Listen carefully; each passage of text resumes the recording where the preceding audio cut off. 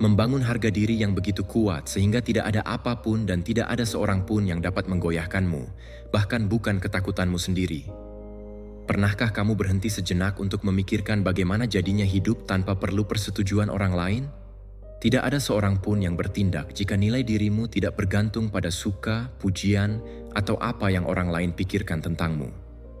Itu suatu tantangan, saya tahu. Tetapi itulah yang mereka tanamkan di dalam ajaran Stoa lebih dari 2000 tahun yang lalu. Ketika dunia mengejarnya dengan tepuk tangan, mereka memilih untuk diam dan membangun diri dari dalam. Bukan karena dingin, tidak peka, atau sombong, tetapi karena mereka belajar untuk menghargai diri mereka sendiri. Hari ini, saya akan menunjukkan kepada Anda bagaimana Anda juga bisa membangun harga diri yang tidak bisa dihancurkan dari dalam keluar. Jika Anda menerapkan pelajaran ini dalam praktik, kamu akan berhenti membandingkan dirimu sendiri, membatasi dirimu, dan mulai berjalan dengan keyakinan seseorang yang mengetahui nilai dirinya. Dan semuanya dimulai dengan sebuah tindakan sederhana. Tulis di sini, "Hari ini aku menghargai diriku sendiri sebagaimana yang pantas aku dapatkan." Bahkan jika kamu tidak pernah mendapatkannya, tinggalkan komentarmu. Ini adalah tindakan simbolis. Ini adalah saat kamu keluar dari rencana tersebut dan mulai bertindak. Ayo, mari kita mulai. Pelajaran 1. Kamu tidak perlu dianggap memiliki nilai. Penjara terbesar dari harga diri adalah yang tidak memiliki kunci atau dinding. Itu tidak terlihat, tetapi itu mencekik dan hampir selalu muncul dari pertanyaan ini. Mungkinkah mereka akan mencintaiku apa adanya? Bisa jadi kamu menghabiskan bertahun-tahun mencoba untuk menyesuaikan diri, mengubah nada suaramu, menyembunyikan apa yang kamu rasakan, mencoba untuk terlihat lebih percaya diri, lebih simpatik, lebih menarik. Semua itu harus diterima oleh orang lain yang seringkali bahkan tidak melihatmu dengan benar. Namun, akan tiba saatnya ketika semua itu melelahkan, karena mencari persetujuan orang lain adalah usaha yang tidak pernah berakhir. Dan apa yang kamu kurang bukanlah pujian, tetapi otonomi. Otonomi untuk menopang dirimu bahkan tanpa tepuk tangan, untuk bangkit bahkan ketika mereka mengkritikmu, untuk melihat ke cermin dan berkata, "Saya menghargai diri saya sendiri," dan itu sudah cukup. Harga diri yang sejati tidak lahir dari apa yang mereka katakan tentangmu. Ia lahir dari momen di mana kamu mempertahankan prinsipmu, bahkan ketika mereka menyebutmu aneh. Sejak saat kau tidak menundukkan kepalamu hanya untuk menyenangkan, saat kamu memilih hal yang benar, bahkan jika kamu harus mendukung keputusan itu sendiri. Marcus Aurelius mengatakan bahwa perdamaian itu datang dari dalam. Jangan mencarikannya di luar. Hal yang sama berlaku untuk keberanianmu. Itu tidak ada di mata siapapun yang melihatmu. Itu ada di dalam dirimu, dalam cara kamu memperlakukan diri sendiri, ketika tidak ada seorang pun yang memperhatikanmu. Berpikir dengan kejujuran. Berapa kali kamu diblokir karena takut terlihat salah? Berapa banyak kali kamu diam agar tidak menciptakan ketidaknyamanan? Itu bukan kerendahan hati. Itu kenyataan yang akan menghilang. Siapa yang terus mencoba menyenangkan orang lain, kamu lupa dari dirimu sendiri. Dan siapa yang lupa, maka ia akan menjadi lemah meskipun menerima pujian. Perubahan yang nyata dimulai ketika kamu memutuskan untuk berhenti membentuk dirimu agar cocok saat kamu menyerah dan menyadari bahwa kritik hanya menyakiti dirimu ketika kamu meragukan dirimu sendiri. Ketika kamu mengerti bahwa rasa hormat yang paling penting tidak datang dari luar, melainkan dari dalam. Jadi berhentilah meminta izin untuk menjadi siapa kamu. Kamu tidak di sini untuk menyenangkan semua orang. Kamu di sini untuk menghormati hati nuranimu, tepati janjimu, dan hidup dengan integritas. Siapa yang memiliki harga diri yang kuat bukanlah orang yang berteriak paling keras, tetapi seseorang yang memegang keyakinannya tanpa perlu berjuang. Dia adalah orang yang tidak perlu membuktikan apapun kepada siapapun, tetapi juga tidak menerima remah-remah atau ketidakkonsistenan. Dan ketika mereka mencoba mengejekmu karena memilih jalur yang berbeda, jangan menanggapi dengan kemarahan. Bernapaslah, tetap fokus, dan teruslah berjalan. Kamu tidak perlu dicintai oleh semua orang. Kamu hanya perlu bangga akan siapa dirimu. Jika pelajaran ini beresonansi denganmu, tulislah di komentar.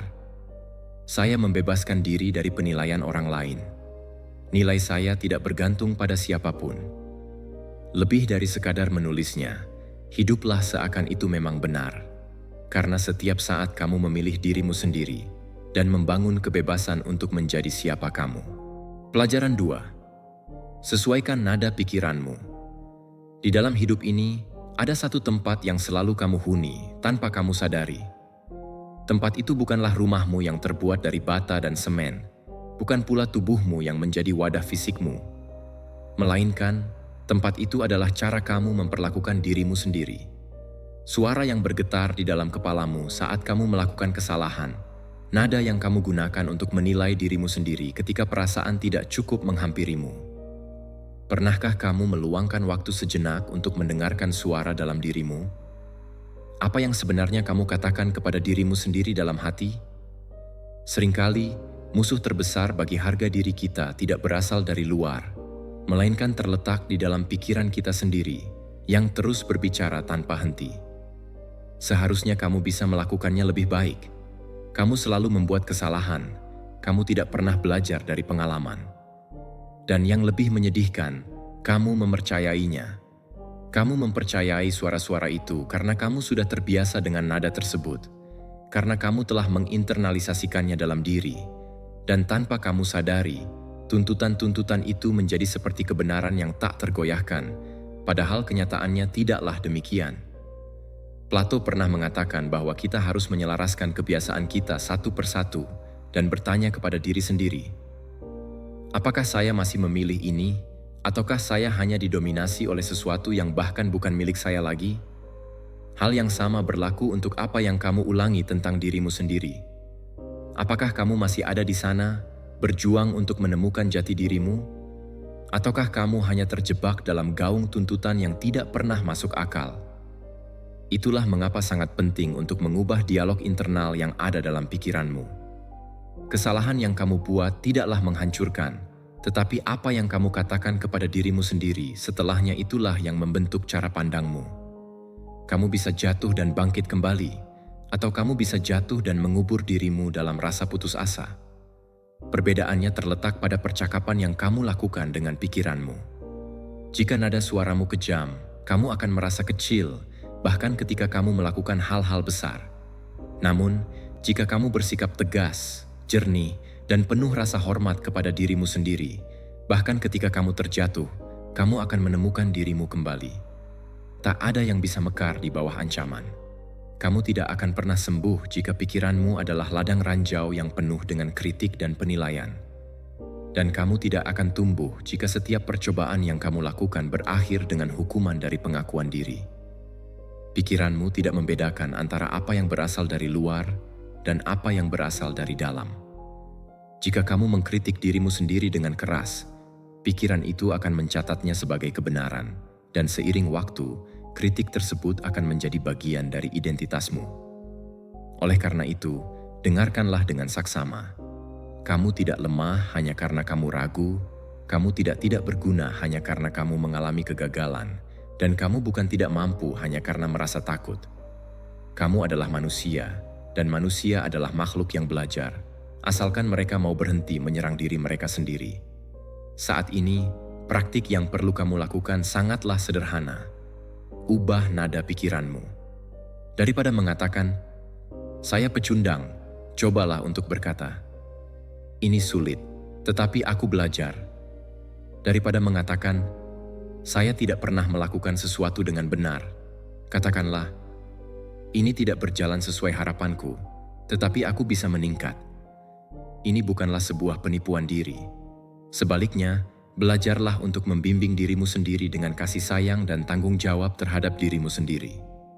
Seperti yang pernah diungkapkan oleh Henry Ford, jika kamu percaya bahwa kamu bisa, atau jika kamu berpikir bahwa kamu tidak bisa, dalam kedua kasus tersebut, kamu benar. Pikiranmu akan mempercayai apa yang kamu ulangi, dan semakin banyak kamu mengulangi kritik, semakin lemah dirimu. Namun, jika kamu mengulangi ketegasan, kejelasan, dan kebenaran, kamu akan memperkuat dirimu. Jangan menunggu seseorang di sampingmu untuk memberitahumu hal ini. Jadilah orang itu untuk dirimu sendiri. Aku tahu siapa yang akan berkata, "Kamu baik-baik saja." Aku tahu siapa yang akan mengulurkan tangan ketika segalanya tampak kelam. Jadilah suara yang tidak berteriak, tetapi yang membimbing, yang tidak menuduh, tetapi yang mengajarkan, yang tidak tenggelam, tetapi yang mengangkat. Harga diri yang sejati dimulai di sini, ketika kamu memutuskan bahwa suaramu akan menjadi sekutu dan bukan kutukan bagimu. Izinkanlah komentar ini mengalir dalam pikiranmu. Hari ini aku memilih untuk berbicara pada diriku sendiri dengan penuh hormat, karena cara kamu memperlakukan dirimu sendiri di dalam akan mendefinisikan bagaimana kamu akan hidup di luar. Dan ketika pikiranmu menjadi pelindung, dunia tidak lagi terasa seperti ancaman, melainkan menjadi tempat yang penuh dengan kemungkinan dan harapan. Pelajaran 3. Berhenti membandingkan dirimu sendiri. Mulailah bergerak maju. Kamu tidak perlu tahu kehidupan setiap orang untuk membangun kehidupanmu, tetapi dunia terus-menerus mendorongmu untuk melakukannya. Kamu membuka ponselmu dan di sanalah ia berada. Seseorang yang menjadi kaya sebelum usia 30. Seseorang yang berkeliling dunia sementara kamu berjuang untuk membayar tagihan. Seseorang yang tersenyum seolah-olah tidak pernah memiliki masalah, tanpa menyadari bahwa kamu mulai memperkecil dirimu sendiri. Tapi pahamilah, tidak ada satupun yang benar-benar nyata. Kamu sedang melihat bagian yang diedit dari cerita yang bukan milikmu. Menghakimi hidupmu berdasarkan itu seperti membandingkan draft dengan poster film. Tidak ada perbandingan yang adil antara cerita yang tidak memiliki kesamaan di belakang layar. Masalahnya bukanlah orang lain, tetapi cerminan yang kamu ciptakan. Ketika kamu membandingkan dirimu sendiri, kamu meninggalkan tubuhmu, waktu, dan jalanmu, dan mencoba untuk menyesuaikan diri dalam takdir yang tidak dibuat untukmu. Di sana kamu mulai berlari, tetapi bukan untuk kemajuan, melainkan karena kecemasan. Kamu mulai merasa tertinggal, bahkan jika kamu tepat di tempat yang seharusnya kamu berada. Kamu mulai mengukur nilai dirimu dengan metrik yang tidak pernah menjadi milikmu. Itu tidak penting lagi seberapa banyak yang telah kamu atasi, tetapi jika kamu bisa mengatasinya lebih cepat. Itu tidak penting lagi seberapa besar kamu tumbuh. Yang penting adalah kamu tumbuh sama seperti yang lainnya. Tetapi ada sesuatu yang kamu lupakan di tengah semua itu. Kamu juga sedang dalam proses pembangunan. Kamu juga terjatuh dan bangkit. Kamu juga membawa kekhawatiran yang tidak kamu bagikan kepada siapapun, dan kamu juga memiliki kemenangan yang tidak muat dalam satu postingan. Perbandingan membutakanmu terhadap apa yang penting, prosesmu. Meskipun lambat, tidak sempurna, atau bahkan tak terlihat, itu adalah sakral. Ralph Waldo Emerson berkata, "Iri hati adalah ketidaktahuan, dan peniruan adalah bunuh diri." Dan itu bukan hanya puisi, itu adalah peringatan yang kuat. Setiap kali kamu iri dengan jalan orang lain, kamu lupa jalur yang bernilai milikmu. Dan ketika kamu mencoba meniru, kamu tidak berkembang. Kamu mematikannya. Kamu tidak datang ke dunia untuk menjadi salinan siapapun. Setiap perbandingan adalah pemutusan hubungan dari kebenaranmu. Setiap imitasi adalah pengkhianatan terhadap kekuatanmu. Jadi, bernapaslah dan kembali padamu. Ingatlah saat-saat kamu mengalahkan ketakutan, saat-saat kamu tidak meledak, bahkan dengan kesabaran yang sudah mencapai batasnya. Saat-saat ketika kamu memilih hal yang benar, meskipun itu sulit. Itu adalah kemajuan, itu adalah kekuatan, itu adalah karakter dan pertumbuhan batin. Kamu tidak membutuhkannya untuk terlihat seperti siapapun. Kamu harus menjadi siapa dirimu yang sebenarnya. Dan itu saja. Itu terjadi saat kamu berjalan, bukan saat kamu berlari di belakang. Kecepatanmu mungkin lebih lambat, jalanmu mungkin lebih menanjak dan turunnya, tetapi itu milikmu dan itu membuatnya berharga. Kamu tidak di sini untuk berkompetisi, kamu di sini untuk berkembang. Ketika kamu menghormati prosesmu sendiri, Dunia meninggalkanmu dari sebuah perlombaan dan menjadi apa adanya. Itu seharusnya selalu menjadi ruang untuk tumbuh, bukan untuk dibandingkan. Pelajaran 4. Belajarlah untuk mengatakan tidak tanpa rasa bersalah. Ada hal-hal yang hanya dipelajari ketika kamu sudah kelelahan, ketika apa yang kamu katakan dengan pendidikan itu menjadi beban, ketika bantuan berubah menjadi permintaan, ketika kebaikan berakhir dalam kelelahan dan penyesalan. Pada saat-saat seperti itulah semuanya terjadi, klik. Tidak memiliki batasan adalah jalan tercepat menuju penghancuran diri. Menetapkan batasan bukan berarti menjauhkan orang, tetapi untuk melindungi apa yang telah kamu bangun dengan begitu banyak usaha.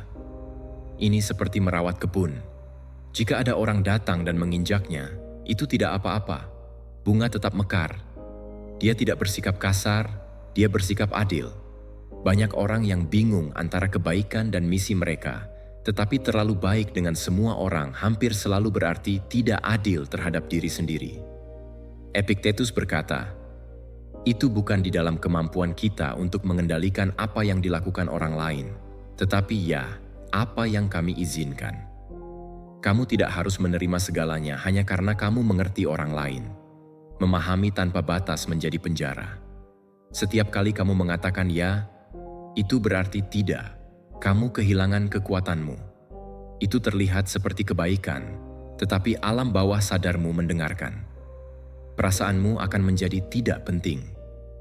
Dan satu lagi, harga diri yang diabaikan setiap hari mulai menghilang. Batasan adalah kejelasan. Mengetahui cara mengatakan, "Ini bukan untukku." Itu bagus, tetapi aku tidak menerimanya lagi. Kamu tidak perlu berteriak, kamu hanya perlu tetap pada keputusanmu, bahkan jika itu membuat orang lain tidak nyaman. Dan itu tepat pada saat itu ketika banyak orang akan menyebutmu egois, tetapi apa yang sebenarnya mereka rasakan adalah kehilangan kendali atas seseorang yang sebelumnya menerima segala sesuatu dalam diam. Kamu tidak menjadi bingung. Siapa yang kehilangan kekuatannya, manipulasi biasanya memanggil keegoisanmu kebebasan. Orang-orang diuji, bahkan tanpa menyadarinya, dan jika kamu tidak memiliki posisi, diam menjadi lampu hijau. Oleh karena itu, belajarlah untuk mengatakan tidak. Itu penting dan tidak ada hubungannya dengan struktur batasanmu sendiri. Pertama-tama, kamu perlu tahu seberapa jauh kamu bisa melangkah dan seberapa jauh kamu tidak bisa melangkah, yang memungkinkanmu melewati batas itu. Saat kamu terus menyakiti dirimu sendiri, orang lain akan percaya bahwa mereka juga bisa melakukannya. Seneca berkata, "Barang siapa memberikan segalanya kepada semua orang, suatu hari tidak akan memiliki apapun untuk dirinya sendiri." Frasa itu bergetar karena itu benar. Mulailah berkata tidak sebelum badai datang, dengan ketegasan dan tanpa rasa bersalah. Jangan menunggu untuk meledak untuk memaksakan diri atau untuk sakit. Prioritaskan dirimu sendiri. Dan dalam perubahan itu, siapapun yang tidak nyaman dengan batasanmu, mungkin tidak akan pernah benar-benar menghargaimu. Jika pelajaran ini memiliki artinya bagimu, tulis di komentar. Hari ini saya menetapkan batasan dengan ketegasan dan tanpa rasa bersalah. Siapa yang belajar untuk melindungi diri akhirnya mulai hidup dengan lebih damai. Pelajaran 5. Jadilah orang yang kamu janjikan untuk menjadi. Dalam hidup ini, seringkali kita mengungkapkan keinginan untuk dihormati dan dihargai oleh orang lain. Kita ingin merasakan pengakuan dan penghargaan atas keberadaan kita. Namun, saya ingin bertanya kepada kamu, bagaimana mungkin kamu mengharapkan hal tersebut jika kamu sendiri tidak menghormati dirimu? Apakah kamu menyadari bahwa setiap hari, dalam tindakanmu, kamu mungkin berkhianat pada diri sendiri? Bagaimana mungkin kamu dapat membangun harga diri yang kuat jika kamu terus-menerus menyerah pada pilihan-pilihan kecil yang seharusnya kamu ambil dengan keyakinan? Tidak peduli seberapa baik niatmu, ketika sikap dan tindakanmu bertentangan dengan nilai-nilai yang kamu pegang teguh, harga dirimu akan terasa terguncang. Kepercayaan diri yang seharusnya kamu miliki mulai memudar, dan ketika kamu berhenti percaya pada dirimu sendiri, kamu akan mulai bergantung pada persetujuan orang lain untuk merasakan bahwa keberadaanmu itu sah. Kamu bisa berbicara tentang keaslian dan menjadi diri sendiri, tetapi jika kamu terus-menerus membentuk dirimu untuk menyenangkan orang lain, kamu bukanlah dirimu yang sebenarnya. Kamu hanya berakting, berusaha mencari tepuk tangan dan pengakuan dari orang lain. Hal ini sangat melelahkan, menguras tenaga, dan menjauhkanmu dari tujuan yang seharusnya kamu capai dalam hidupmu. Karena tidak ada kedamaian di tempat di mana kamu harus mengenakan kostum untuk menyembunyikan siapa dirimu yang sebenarnya. Pernahkah kamu merasakannya? Dengarkan suara hatimu yang terdalam, dan jangan terjebak dalam gambaran dirimu yang sekarang. Ambil waktu sejenak untuk merenung dan tanyakan pada diri sendiri, mengapa saya menerima situasi ini? Ini bukan sekadar drama, melainkan sebuah rasa sakit yang terpendam dalam diri seseorang yang telah mengkhianati jati dirinya berulang kali. Obat untuk semua ini dimulai ketika kamu memilih untuk bertindak secara berbeda, bukan hanya dengan kata-kata, tetapi juga dengan keputusan-keputusan kecil yang kamu ambil setiap hari. Konsistensi adalah kunci. Tetaplah setia pada dirimu sendiri. Bahkan ketika godaan untuk menyenangkan orang lain tampak lebih mudah, ingatlah bahwa lebih baik menanggung ketidaknyamanan karena disalahpahami daripada menanggung beban berat dari rasa tidak mengenali dirimu sendiri.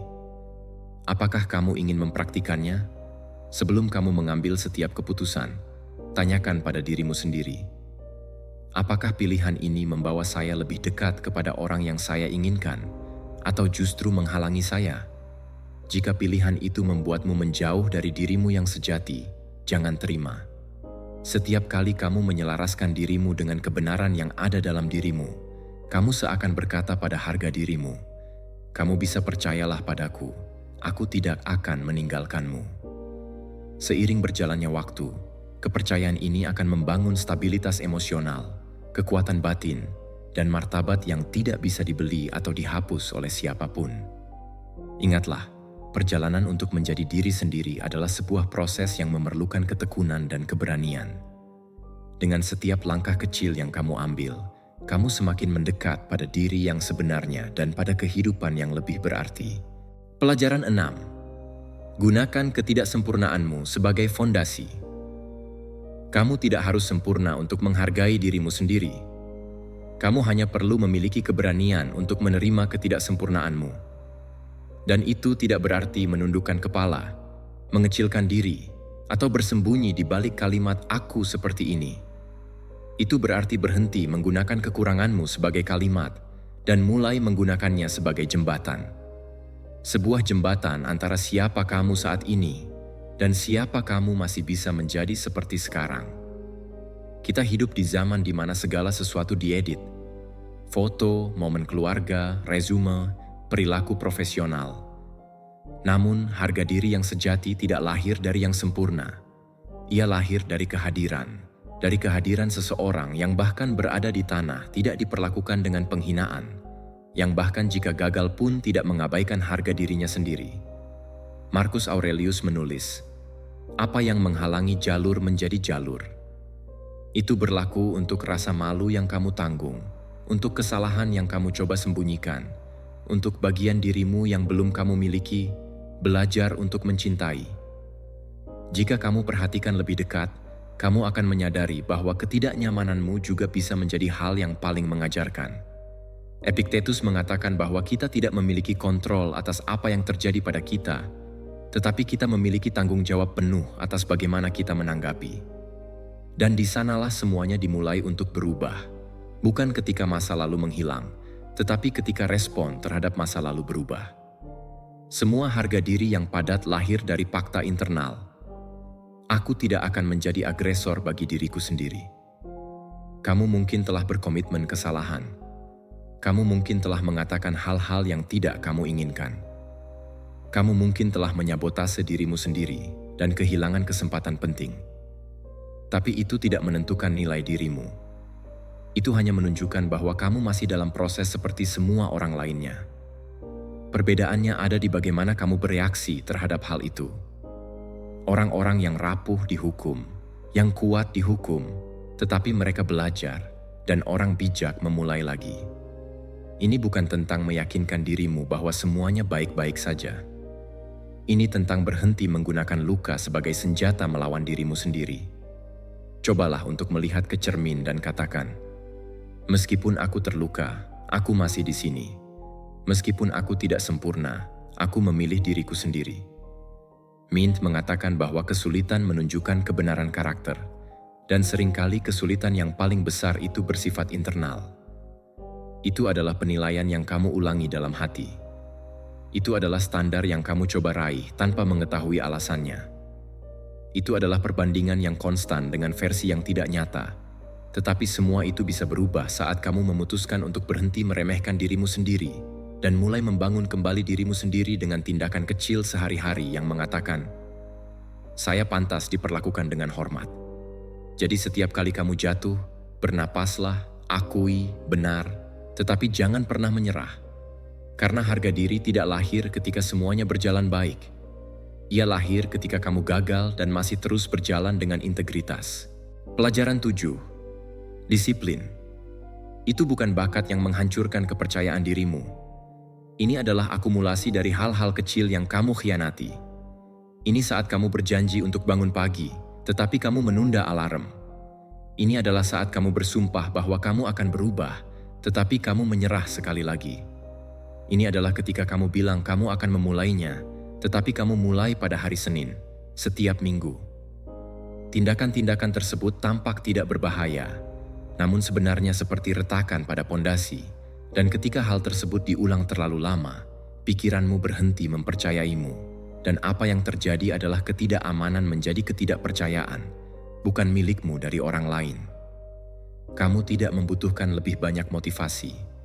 Kamu membutuhkan pola, garis lurus yang ditandai dengan sikap yang tidak meminta izin atau persetujuan dari suasana hatimu, tetapi memenuhi komitmen, bahkan pada hari-hari ketika tampaknya tidak ada yang membantu.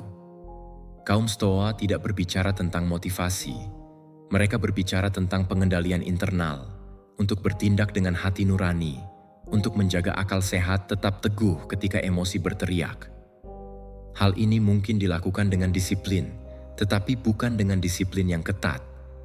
Disiplin kaku yang mengunci dirimu, tetapi disiplin halus yang dibangun dari dalam. Seperti roda gigi tak terlihat yang diaktifkan ketika godaan untuk menyerah, tampaknya lebih menarik daripada komitmen untuk melanjutkan. Ini bukan tentang bangun jam 5 pagi, melakukan 50 tugas, atau menjadi contoh produktivitas. Ini tentang menepati janjimu ketika tidak ada orang yang melihat. Ingin mulai percaya pada dirimu sendiri? Lalu lakukan ini. Pilih sesuatu yang kecil, konkret, dan pribadi, dan penuhi itu setiap hari untuk ditunjukkan kepada siapapun, tetapi untuk membangun kembali dirimu dari dalam. Karena setiap kali kamu menepati janji, sekecil apapun itu, sebagian harga dirimu kembali ke tempatnya. Harga diri tidak lahir di janji. Itu lahir ketika kamu mengatakan, "Hari ini saya melakukannya." Dan kamu melakukannya. Bahkan jika kamu lelah, dengan rasa takut, atau tanpa menerima jenis apapun pengenalan eksternal. Apakah kamu menginginkan latihan stoik yang sesungguhnya? Pilih satu tindakan, hanya satu, dan jadikan itu suara internalmu. Mungkin itu hanya diam dalam menghadapi provokasi. Mungkin membaca pesan atau meninggalkan ponselmu 1 jam sebelum tidur.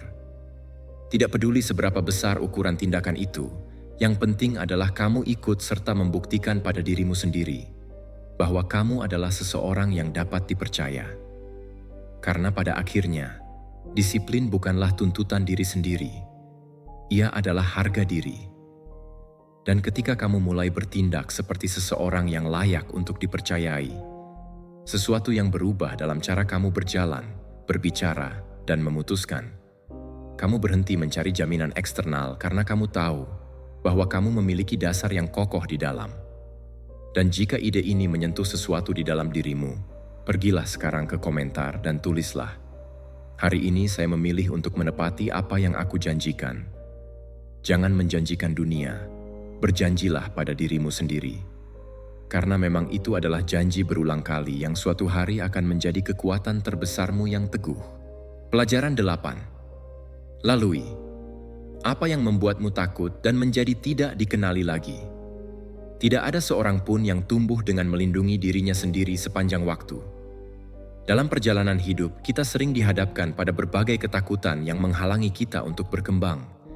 Dia yang berani menyeberang, meskipun dalam keadaan gemetar, adalah dia yang akan tumbuh menjadi pribadi yang lebih kuat.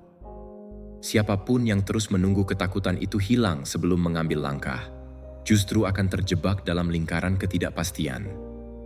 Sebaliknya, mereka yang berani menghadapi ketakutannya akan menemukan kekuatan yang selama ini terpendam. Sudahkah kamu memberikan dirimu sendiri? Apakah kamu menyadari bagaimana rasa takut seringkali menyamarkan dirinya? Terkadang, ketakutan itu muncul dalam bentuk rasa lelah yang berlebihan, atau mungkin dalam bentuk penundaan yang tampaknya wajar. Kadang-kadang, ia muncul sebagai alasan yang tampak elegan, seperti "ini bukan waktu yang tepat" atau "aku perlu mempersiapkan diriku lebih baik". Namun, pada dasarnya, apa yang kamu lakukan adalah menyerah pada ketakutan itu. Setiap kali kamu memilih untuk menyerah, ketakutan itu justru tumbuh semakin besar. Bukan karena ketakutan itu tak terkalahkan, tetapi karena kamu memberinya makan dengan ketidakhadiranmu dan ketidakberanianmu. Montaigne pernah mengatakan, orang yang paling takut adalah orang yang paling menderita dari kejahatannya sendiri yang ia takuti. Ini menunjukkan bahwa penderitaan tidak selalu terjadi di dunia nyata, tetapi seringkali muncul dalam bentuk antisipasi yang berlebihan, dalam imajinasi yang membesar-besarkan masalah, dan dalam monolog internal yang mengubah tantangan menjadi monster yang menakutkan. Tanpa kamu sadari, kamu mulai hidup dalam versi yang diedit dari dirimu sendiri, seolah-olah kamu adalah seseorang yang terjebak dengan baterai ponsel yang hanya terisi 10%. Meskipun kamu memiliki potensi dan kekuatan yang besar, kamu membatasi penggunaannya hanya karena rasa takut akan kegagalan. Kamu menghindari membuka jendela-jendela tertentu dalam hidupmu, menjelajahi kemampuanmu, dan melakukan apa yang sebenarnya kamu inginkan. Kamu hidup dalam penahanan, tetapi bukan karena kebijaksanaan, melainkan karena takut akan kegagalan, membuat kesalahan, atau merasa tidak cukup baik. Penyair Romawi, Horace, pernah menulis, "Siapapun yang sudah dimulai sudah setengah jalan, karena tindakan sederhana untuk memulai, meskipun dengan ketidakpastian, adalah tindakan keberanian." Keberanian sejati adalah bertindak meskipun tidak ada jaminan kesuksesan. Itu adalah langkah yang harus diambil sebelum kamu dapat mengembangkan kepercayaan diri. Melarikan diri dari ketakutan selalu terasa lebih aman. Menghindari, menunda, berdiam diri, dan menyembunyikan diri juga terasa nyaman. Namun, semua itu memiliki biaya yang tinggi.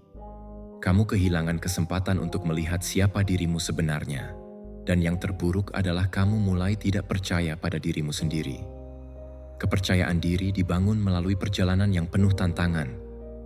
Kamu harus melewati rasa takut dan kembali dengan bukti bahwa kamu mampu menghadapinya. Ilmu saraf menyebut fenomena ini sebagai plastisitas emosional. Dengan setiap tantangan yang kamu atasi, otakmu belajar bahwa "saya selamat". Dari pengalaman tersebut, apa yang dulunya membuatmu lumpuh kini menjadi dasar untuk pertumbuhanmu. Zona kenyamananmu akan meluas, dan dengan itu, kenyamanan dalam hidupmu juga akan meningkat. Jadi, jangan lari lagi. Pilih satu ketakutan tertentu, identifikasi, hadapi, dan katakan pada dirimu sendiri, "Hari ini, saya tidak akan bersembunyi." Kemudian, buatlah gerakan nyata, meskipun kecil, sebagai langkah konkret yang menguji dirimu, bahwa kamu tidak akan meninggalkan dirimu sendiri lagi. Ingatlah, harga diri bukanlah tentang merasa siap. Itu adalah keputusan untuk bertindak, bahkan jika kamu merasa tidak sempurna. Kamu tidak memerlukan audiens untuk membuktikan dirimu. Yang kamu butuhkan hanyalah keberanian untuk menemukan dirimu yang sebenarnya. Jika apa yang kamu baca ini menyentuh hatimu dengan cara tertentu, silakan tuliskan di kolom komentar. Hari ini, saya melewati rasa takut. Aku tidak bersembunyi lagi. Pelajaran 9. Ambil kendali atas uangmu. Dalam hidup ini, Tidak perlu menjadi kaya raya untuk merasakan kebebasan dan ketenangan dalam pengelolaan keuanganmu. Yang terpenting adalah tanggung jawab yang kamu ambil atas uangmu. Kekacauan dalam hal keuangan bukan hanya berdampak pada saldo rekening bankmu. Lebih dari itu, hal ini juga berpengaruh pada harga diri, energi, dan rasa kontrol yang kamu miliki atas hidupmu sendiri. Ini bukan sekadar tentang berapa banyak uang yang masuk ke dalam kantongmu atau berapa banyak yang keluar, melainkan bagaimana cara kamu mengelola dan menghadapi situasi tersebut. Terkadang, kekosongan yang kamu rasakan dalam hidup ini berusaha kamu isi dengan barang-barang yang tidak perlu.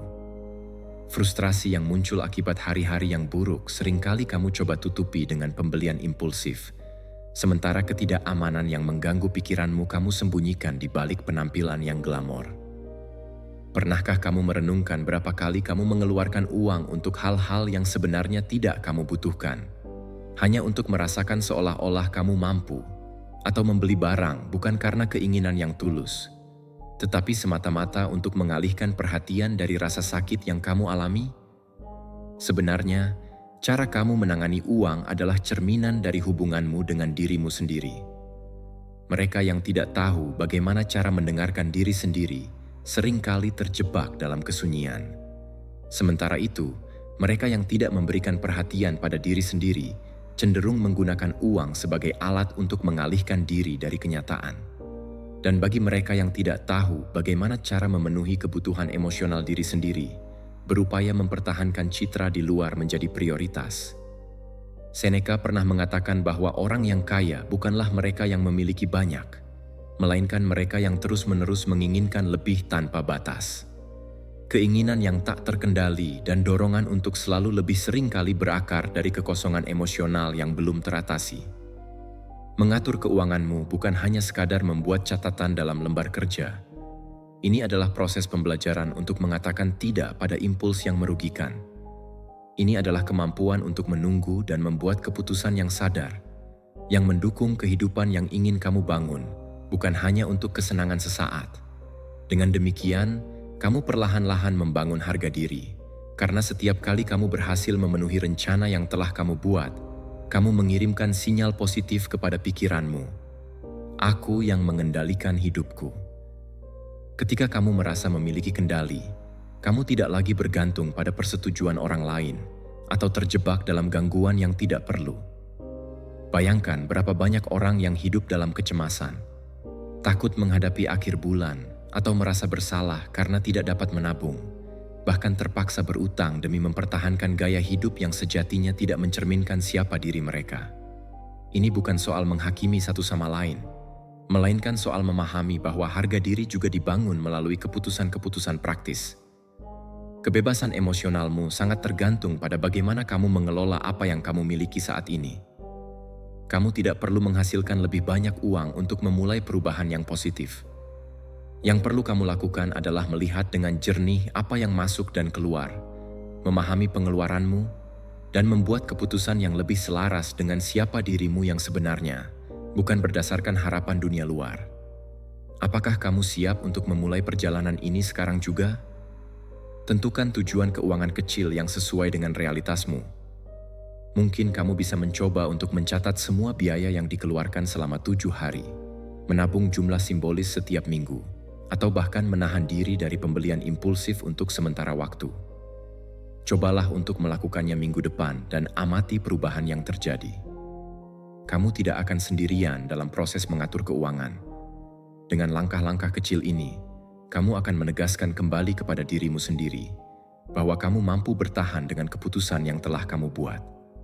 Dan perubahan ini akan mengubah segalanya, sebab setiap tujuan kecil yang berhasil kamu capai akan memperkuat rasa kompetensi, stabilitas, dan kekuatan pribadi dalam dirimu. Kamu akan mulai menyadari bahwa kamu memiliki lebih banyak kendali atas hidupmu daripada yang pernah kamu bayangkan.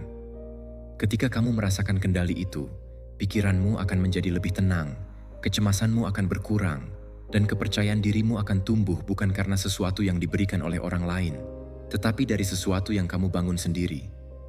Oleh karena itu, ubahlah keputusan ini menjadi komitmen yang nyata untuk dirimu sendiri.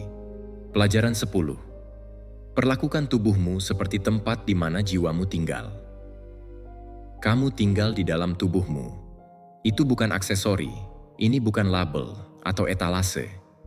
Itu adalah rumah pertamamu dan satu-satunya yang akan bersamamu setiap saat. Tapi karena suatu alasan, kita belajar untuk lebih menjaga citra kita daripada strukturnya. Kita melihat ke cermin mencari estetika, tetapi kita lupa bertanya, bagaimana perasaanku di dalam? Tidur yang buruk menjadi simbol produktivitas. Hidup menjadi lelah bagian dari permainan. Melewatkan makan disebut fokus. Dan merasakan sakit di tubuh menjadi normal. Tapi tidak ada yang normal tentang itu. Kita menganggapnya sebagai sesuatu yang berlebihan.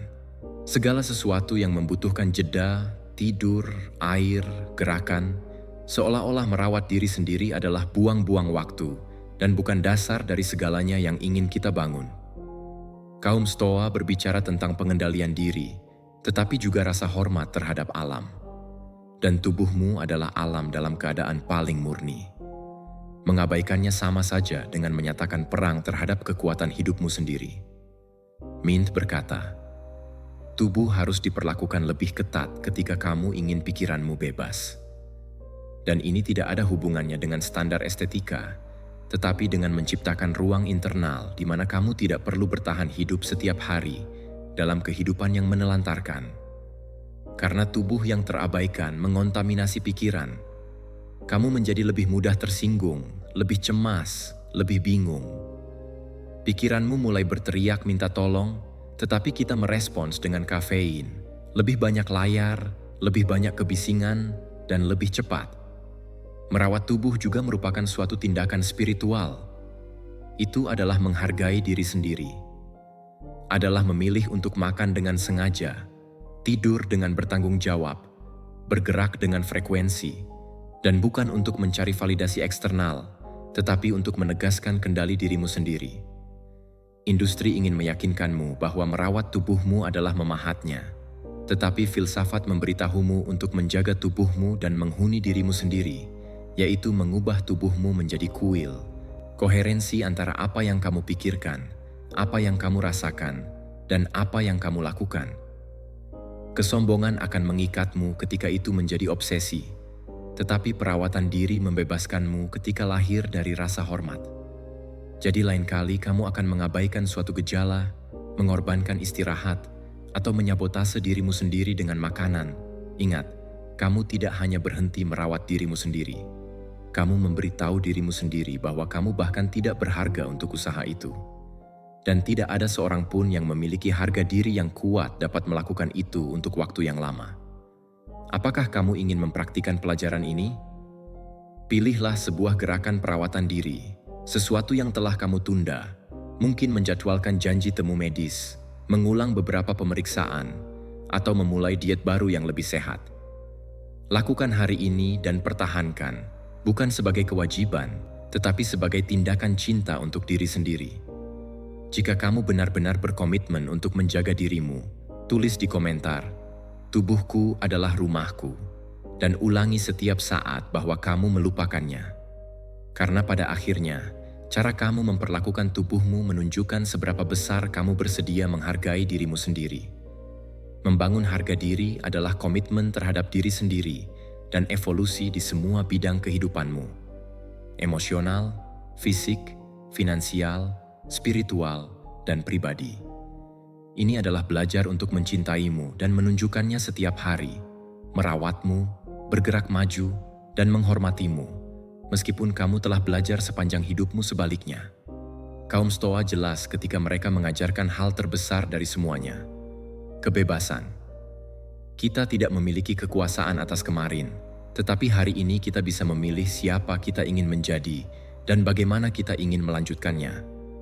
Jika pesan ini masuk akal bagi kamu, tuliskan di kolom komentar mana dari 10 pelajaran yang akan kamu mulai praktikkan untuk membangun kembali harga dirimu.